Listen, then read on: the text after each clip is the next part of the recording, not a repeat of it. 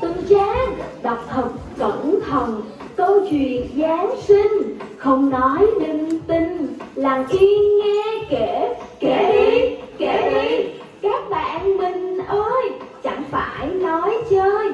Chuyện Chúa Giáng sinh là chuyện có thật, cùng những nhân vật xin được giới thiệu.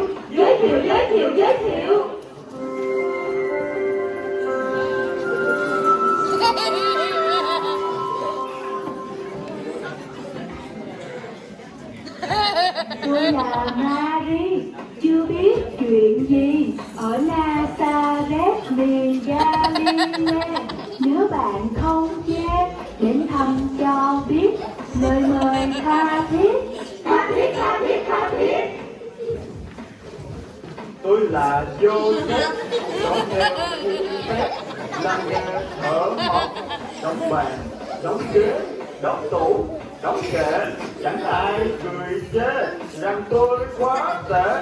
Không tệ.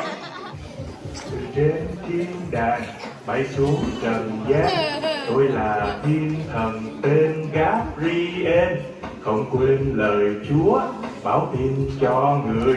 Người nào?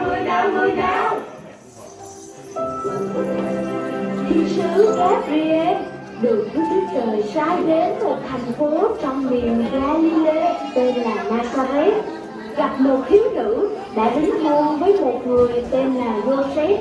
Thiếu nữ ấy tên là Mary.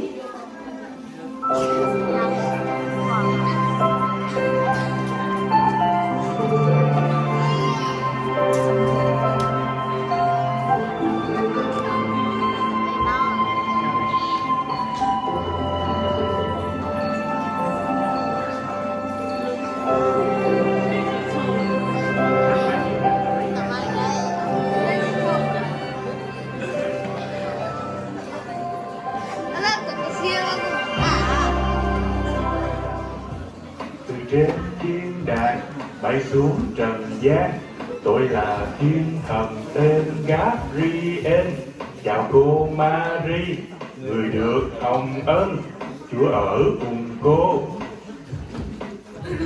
Mình là Mary, chưa biết chuyện gì ở Nazareth miền Galilee.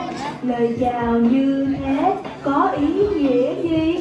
Này cô Mary, đừng sợ hãi chi, vì cô được hưởng hồng ân của Chúa. Cô sẽ có thai, sanh một con trai, tên của con trẻ sẽ là Giêsu. Làm sao việc này có thể xảy ra, vì tôi chẳng biết một người nam nào. Thánh linh của Chúa sẽ giáng trên cô, quyền năng sáng tạo của đấng tối cao sẽ bao phủ cô, cho nên con thánh khi sanh ra đời sẽ được gọi là con Đức Chúa Trời. Trong cõi đời này chẳng có việc gì Chúa không làm được.